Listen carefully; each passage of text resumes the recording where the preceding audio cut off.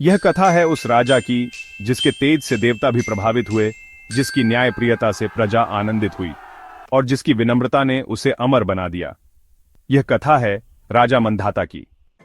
बहुत समय पहले अयोध्या की धरती पर सूर्यवंश का एक महान राजा हुआ करता था, राजा यवनेश। उनकी रानी बिंदुमती ने एक ऐसे तेजस्वी पुत्र को जन्म दिया जिसका प्रकाश स्वयं देवताओं को आकर्षित कर लाया। जैसे ही वह बालक पैदा हुआ, ब्रह्मा, विष्णु और शिव तीनों देवता दर्शन देने स्वयं आए। उसका नाम रखा गया मंधाता। बचपन से ही मंधाता असाधारण था। उसने वेद, शास्त्र और धनुर्विद्या में गहरी निपुणता प्राप्त की। साथ ही उसमें दया, धर्म और सेवा का भाव था। जब वह युवा हुआ तो पिता ने उसे अयोध्या की गद्दी सौंप दी। राजा बनते ही मंधाता ने संकल्प लिया, जब तक मेरी प्रजा सुखी न हो, मैं चैन की नींद नहीं लूंगा। उसने चारों दिशाओं में विजय यात्रा की। उत्तर, दक्षिण, पूरब और पश्चिम सभी राजाओं ने उसकी धर्मनीति और पराक्रम के आगे सिर झुका दिया।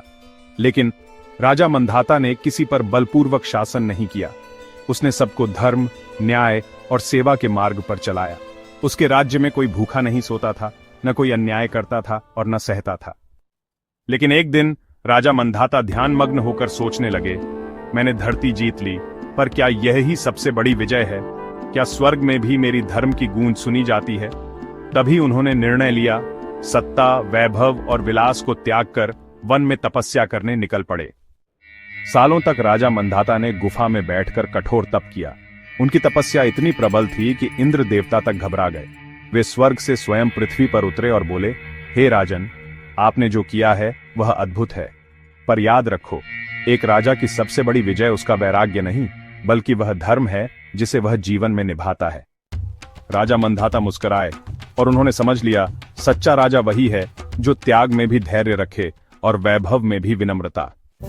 राजा मंधाता की कथा हमें यही सिखाती है कि शक्ति से नहीं, धर्म और सेवा से इतिहास रचा जाता है, क्योंकि असली राजा वह नहीं जो सिंहासन पर बैठा हो, बल्कि वह है जो प्रजा के हृदय में राज करता हो।